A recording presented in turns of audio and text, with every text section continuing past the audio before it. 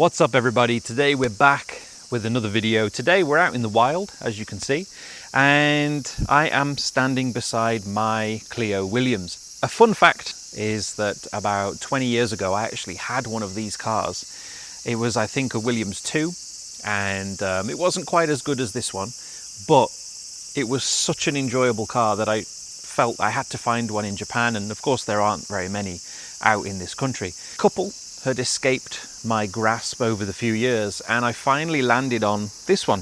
The fun thing about this car is that it's actually a Swiss champion model, which means that it was limited to only 500 of these, and this car in particular is number 448, and it's honestly, it's like a brand new car. The mileage is just over 12,000 kilometers from new. It's a left-hand drive car, and like I said, it is in really amazing condition. And I think today what I'd like to do is take it out on these twisties that we have out here in Japan near to where I live, and just sort of see how it shapes up in 2025.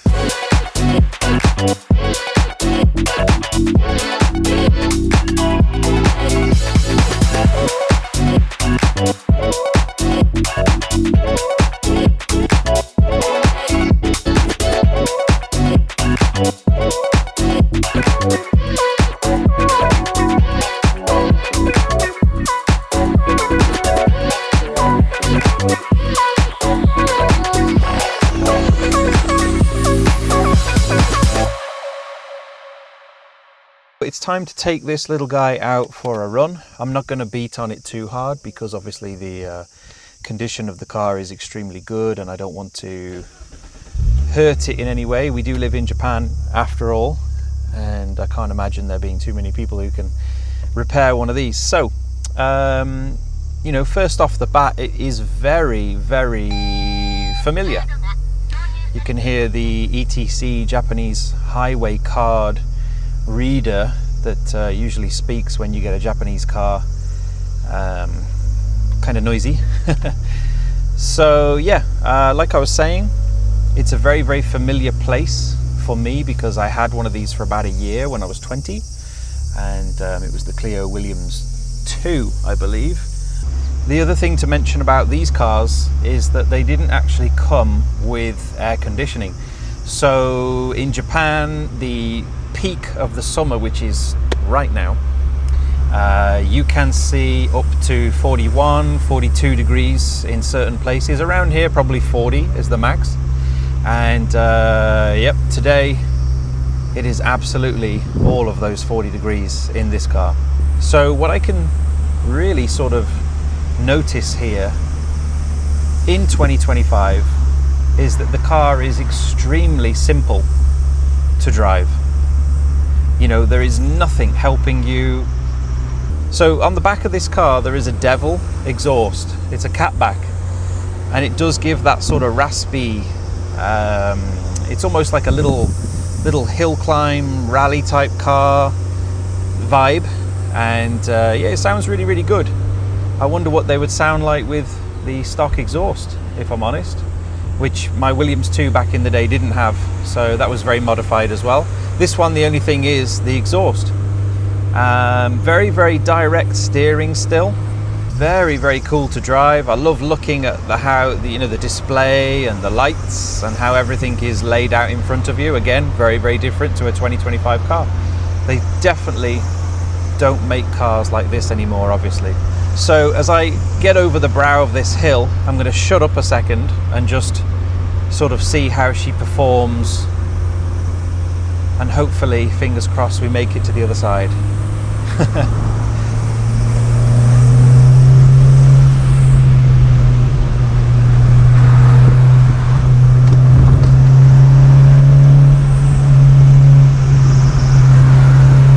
Yeah, very direct, very responsive. Oh yeah, it's a lot of fun, just like I remember coming into the twisties downhill. Wow, yeah, straight on it. Nice little burbles from the back. Certainly a lot of power even today. It is literally like a little go-kart.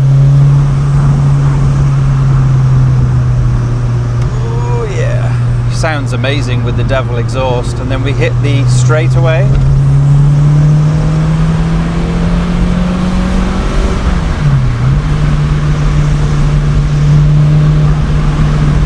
Very, very cool, controlled. A lot of fun.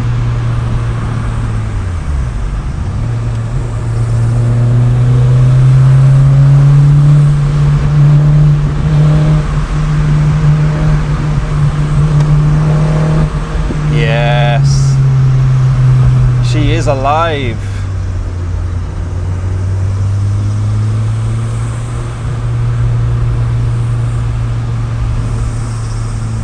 This brings back so many memories. I do feel like I'm 20 again.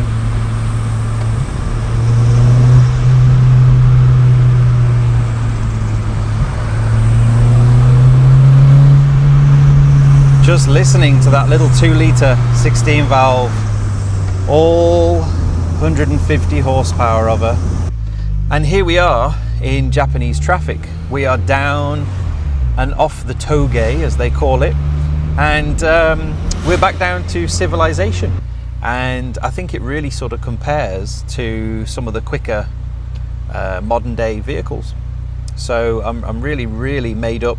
And you know, obviously this car, with it having such low mileage, I don't have any of the issues that a higher mileage car would bring. I don't have any oil leaks, I don't have any electrical problems. It is literally like a time warp, brand new Clio Williams Swiss Champion. So out here you can see the roads are, you know, still fairly quiet, but there are a lot of older people in this area driving around, so you have to really have your wits about you, and driving a sort of extremely rare car for Japan like this is it can get a bit stressful, because nobody is going to be able to fix this or replace parts. No one's going to want to help. But yeah, honestly, it's an awesome throwback to when I was a lot younger, and I'm really happy to have such a nice example that does sort of shape up with 2025. I love looking down and seeing the blue dials. I love seeing the Swiss Champion plaque. I think there might only be 2 or 3 Swiss Champion Clio Williams cars in Japan, so it is a really rare car. And to touch on a little bit of this car's past, it was owned by quite an oldish guy who, he actually had 2 or 3 Clio Williams cars, but this was his only Swiss Champion. And so this one was his baby. This is the car that he took care of. He didn't really use. I do have service history with the car to show the mileage.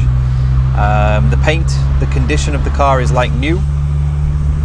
And this car was actually featured in a sort of a very modern French car goods type shop in Tokyo. A very sort of upscale showroom almost, just for one car, and they had it in there for about a month to show people in Tokyo who came and viewed it. And the car has been, you know, around the internet on social media a few times as well, so it's quite a cool car to have, if I'm honest. And I just think that it's, you know, I just think that it's really cool. I was never into the 205 GTI, so I never really got the hype of, oh, which one is better, the 205 or the Williams. I couldn't get into all of that. For me, there was only one, and it was the Williams. And I mean, yeah, I am a bit of a lover of Renault, so that's also going to be why. These tiny little roads that you have to navigate through. But boy, are they fun. They really are a lot of fun.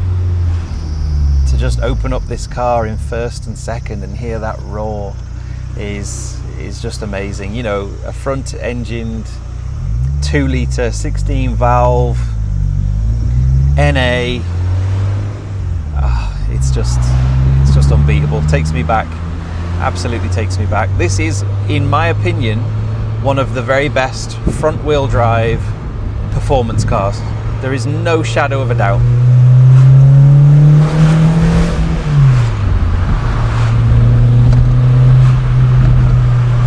So analog. I just love it. Absolutely love it. All right, so I think you've kind of gathered my opinion on the Williams, that I am going to just flat out say it is the better hot hatch, not the 205. This is the one, 100%. Williams is the one. I think you've gathered from what I've said my rough opinion, and be it biased, I don't know, but I hope that some of you get to take away some of what I was saying. And if you have a chance to buy one of these cars now, 100%, don't even think about it, just do it. It is an absolute blast from the past, and it makes you feel like you were young again. You are young again, sort of thing. So I hope, like I said, some of you can take on board what I've mentioned and brought up, and I hope that some of you find this experience as fun as me. And yeah, I'm going to basically pull this car into the garage and tuck her up until I use her again, which is not that often. You know, I've got a few other vehicles. So I hope you enjoyed the video. Thank you very, very much for watching, as always. Let me just give one last blast.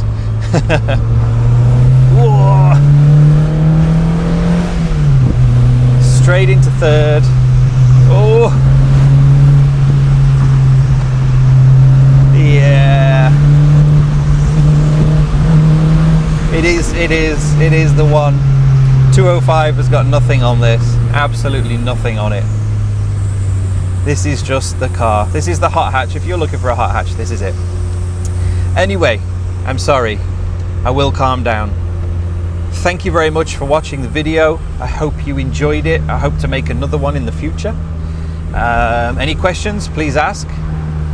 And see you on the next one. Thank you very much for watching.